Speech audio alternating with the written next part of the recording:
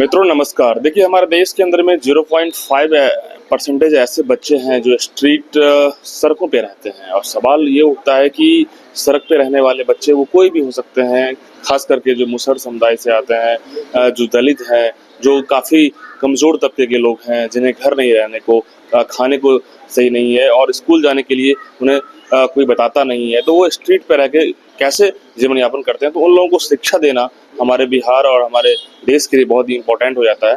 Sir वैसा ही काम कर रहे हैं, क्या नाम हुआ सर आपका? मेरा नाम हुआ मोहम्मद अनवारुल हक नाम है मेरा। जी जी। और मैं पटना में जो बेघर बच्चे सब के काम करता हूँ और ये काम हम लोग पिछले 20 साल से कर रहे हैं। पटना में कर रहे हैं, रांची में, दिल्ली में, कोलकाता में, पुणे, जयपुर, हैदराबाद, बेंगलोर में है, चेन्नई में भी है। हम लोग का पर्पस यही है काम करने का कि जो बच्चे सबसे नीडी बच्चे हैं, जो सड़क पर बच्चे रहते हैं, उनको कैसे आप लाओ और उनको एक तरह का अच्छा इंसान बनाओ। उसके लिए सरकार से, बिहार सरकार का बहुत बहुत मैं शुक्रगुजार हूँ। इन्होंने हमें जगह दिया है, स्कूल में जगह दिया है, 4-5 रूम्स दिए हैं, कमरे दिए हैं और हम लोग इन बच्चों के लिए हॉस्टल चला रहे हैं। यानी कि सरकारी जो स्कूल है उसमें जगह मिला? जी, सरकारी स्कूल में जगह मिला है और 4-5 कमरे मिले हुए हैं। पर्पस यही है कि बच्चे ये सड़क से आएंगे, एक सुरक्षित बच्चे रहें और जो प्रिंसिपल है वो भी इसका मॉनिटरिंग भी करते हैं और साथ साथ उस स्कूल में बच्चे पढ़ाई भी करते हैं। क्या रहना खाना भी वही होता है? उससे हम लोग उनको एज ए हॉस्टल ट्रीट करते हैं। इसको नाम बोलते हैं, हम लोग बोलते हैं UDRH, urban deprived resident hostel बोलते हैं इसको। इसका मतलब ये होता है कि ये जो RT है, राइट टू एजुकेशन एक्ट है, इसमें कहा गया है कि इन गरीब बच्चों के लिए, जो मार्जिनलाइज्ड बच्चे हैं, इनको आप सड़क से लेके आओ। ऐसे बच्चे जिनके माँ बाप तो हैं लेकिन वो भरण पोषण नहीं कर सकते हैं, वो पढ़ाई नहीं कर सकते हैं, सुरक्षा प्रदान नहीं कर सकते हैं। इन बच्चे कितने जगह पे? बिहार में हम लोग अभी 5 चला रहे हैं।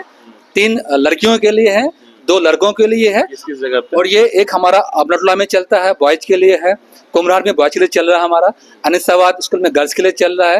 राजेंद्र नगर में गर्ल्स के लिए चल रहा है और आपका दानापुर कैंट में हमारा गर्ल्स के लिए चल रहा है। NGO है ये हमारा एक NGO है, नेशनली NGO है। मैंने कहा हम लोग 10 शहरों में इंडिया में काम करते हैं। NGO का नाम हम लोग का हो गया रेनबो फाउंडेशन इंडिया हुआ। लेकिन जो पूरा प्रोग्राम चलता है इसका नाम बोलते हैं रेनबो होम प्रोग्राम बोलते हैं, क्योंकि सभी काम को एक NGO नहीं कर सकता है। इसके लिए हमने पटना में 3 लाइक माइंडेड NGOs को चूज किया है। एक मैंने कहा P3 है, पैशन पावर और प्रोफेशनलिज्म है, दूसरा विकास ट्रस्ट है, तीसरा ज्ञान विज्ञान समिति है। ये लोकली काम करते हैं। इम्पोर्टेंट हो जाता है किसी भी इस तरह की चीजों को आगे बढ़ाने के लिए, उठाने के लिए फंड भी जरूरी होता है। जी जी। फंड ऑफ कोर्स फंड की जरूरी है। हम लोग का लोकली फंड हमारा है। इस फंड को हमारा अजीम प्रेम जी जो फाउंडेशन वो मदद करती है।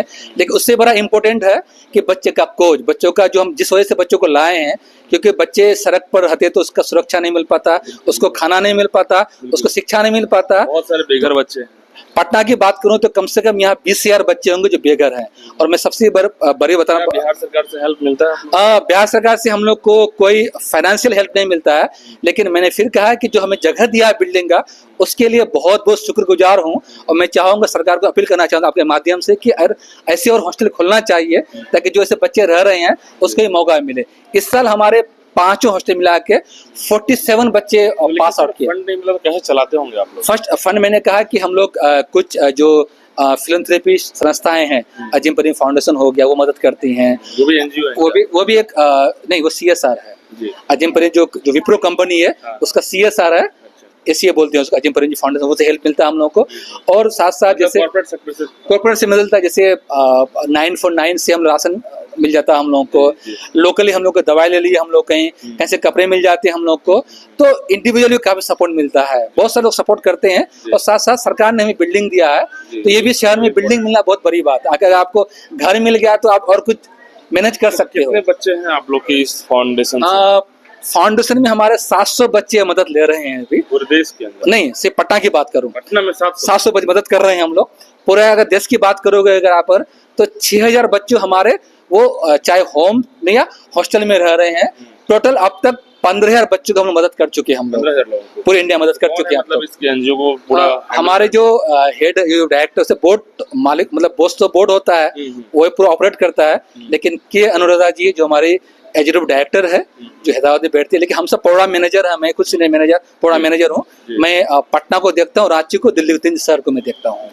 बहुत बहुत शुक्रिया सर, इतना बेहतर काम। आपका बहुत शुक्रिया कि आप कम से कम इस अंतिम बच्चे को आपने मौका दिया कि इसको अच्छा करे। जी। शुक्रिया, थैंक यू। देखिए ये फाउंडेशन जिस तरीके से स्ट्रीट जो बच्चे हैं जो सड़क पे पढ़ते हैं, सड़क पे रहते हैं, सड़क पे खाते हैं और उन्हें घर नहीं होता है, उन बच्चों के लिए एक बहुत बड़ा पहल की जा रही है और ऐसे में इन बच्चों को यहाँ पे जो है अवार्ड भी दी जाती है और बहुत सारे कार्यक्रम में जो है सम्मानित की जा रही है ताकि हमारे देश के अंदर में जितने भी बच्चे हैं उन्हें राइट टू एजुकेशन का अधिकार मिले, सही शिक्षा मिले ताकि हमारे देश में कुछ अच्छा कर सके। आप तमाम लोग क्या सोचते हैं इस वीडियो के बारे में, इस मुहिम के बारे में आप कमेंट में बताइए। धन्यवाद।